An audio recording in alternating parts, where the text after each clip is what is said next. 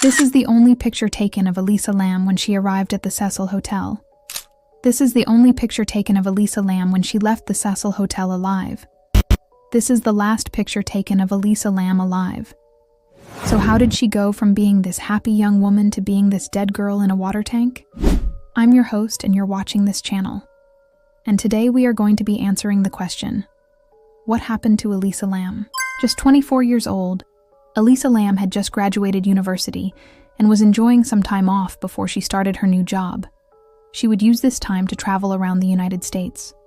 On January 26, 2013, Elisa arrived at Los Angeles International Airport after traveling through Arizona and Nevada.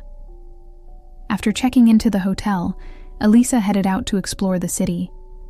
She visited Hollywood, Highland Park, and walked the streets until late at night. She was captured on CCTV cameras, walking back towards the Cecil Hotel at 1:54 a.m. This was the last time she was ever seen alive. It was like any other day at the Cecil Hotel. People were coming and going. The front desk was busy checking people in. They weren't really paying attention to who was coming and going. No one really paid much attention to Elisa. In fact, no one had really paid much attention to Elisa since she checked in 2 days prior. When Elisa didn't check out on February as expected, her family tried calling the hotel to ask where she was. But because the hotel didn't have an updated phone number for her, they were unable to contact her or let her know that she was being searched for. Elisa's father flew to LA to start searching for his daughter. He went door to door showing her picture and asking if anyone had seen her, but no one had. So he contacted the police.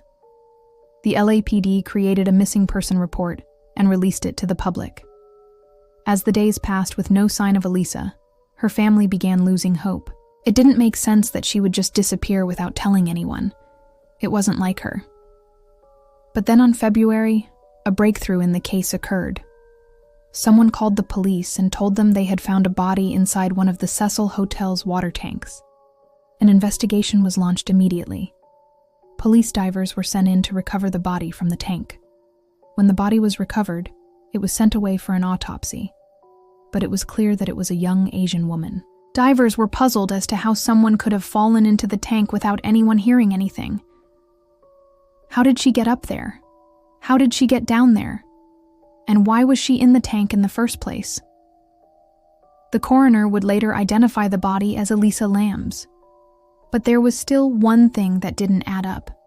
No one knew how she got into the tank. Surveillance footage showed her entering the elevator alone, but they couldn't find any evidence of her leaving. So how did she get into the tank? There was no way she could have climbed up there. It's impossible. So the theory arose that perhaps she was pushed into the tank. But again, there was no evidence of foul play.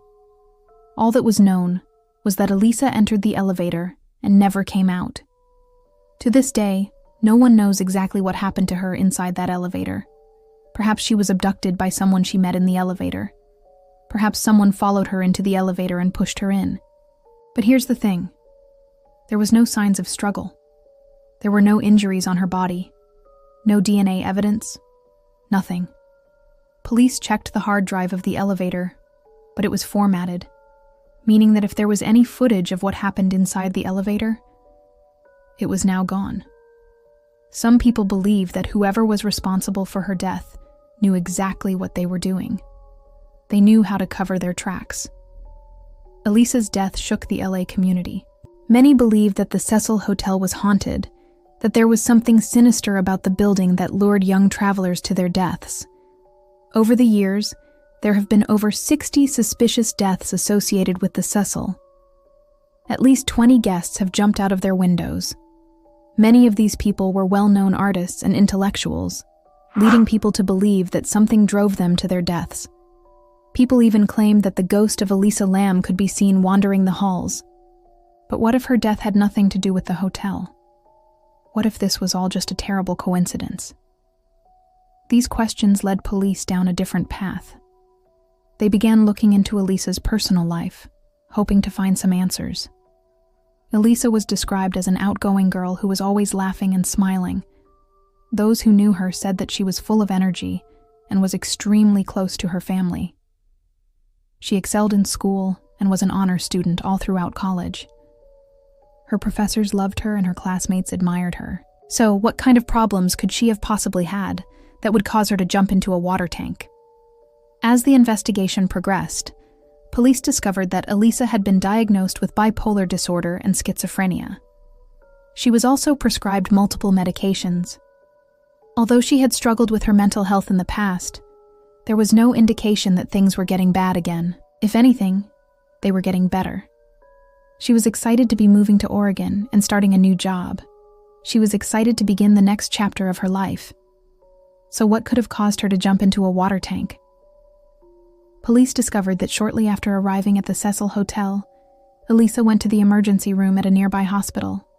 She complained of chest pains, but doctors found nothing wrong with her. So she was discharged. Could this have been a psychotic episode? Was she feeling so unwell that she wandered into the water tank to escape the pain? Or was she being followed? Had someone poisoned her and put her in the water tank? In 2019, a man named Matthew Flores came forward claiming that he had killed Elisa. He confessed to a journalist that he was the one who pushed her into the water tank.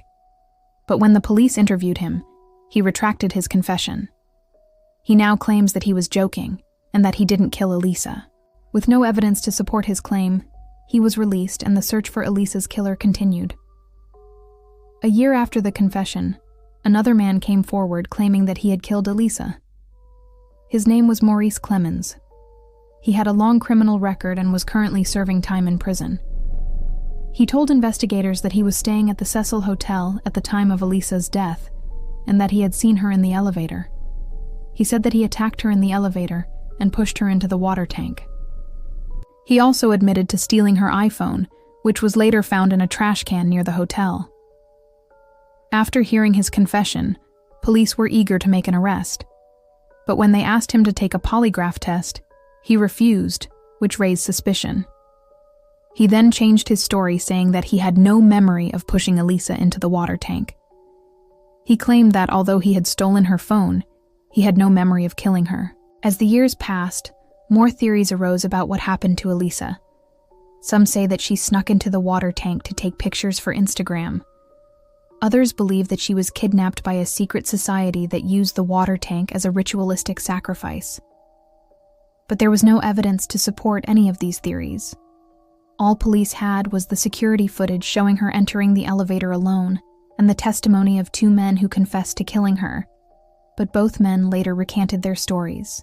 Although Elisa's case is still open, police seem to believe that she was not murdered, but instead jumped into the tank accidentally.